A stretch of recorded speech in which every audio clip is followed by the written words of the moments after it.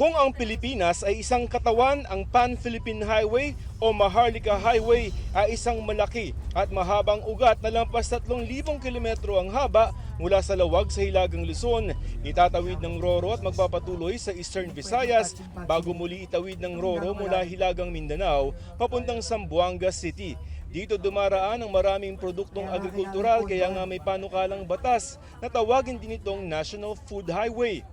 Dekada 70 pa ito na itayo at kung ang mga inspeksyon ni Department of Public Works and Highways o DPWH Secretary Vince Dizon ang pagbabasehan, tila napabayaan na ito. Sa ilang bahagi sa Quezon, baku-bako ang daan, gayon din sa Bicol at sa Samar.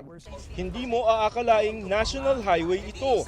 Kaya ngayong malapit na naman ang Semana Santa, pinapamadali na ng DPWH ang paglilinis ng mga obstruction o harang sa Maharlika Highway. Nagmamadali ngayon kasi in preparation for Holy Week. Sa Hunyo o Hulyo naman, maaring simula ng pangmatagalang rehabilitasyon nito na nangangailangan ng nasa 16 billion pesos.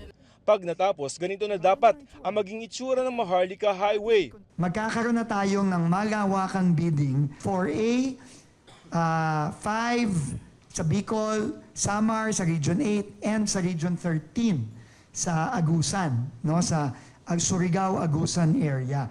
Kasi yun ang information natin na yan ang pinakamasasamang area. Ayon kay DPWH Secretary Vince Dizon, nasa 60% na mga kalsada sa buong bansa ang kailangang i-repair o kumpunihin.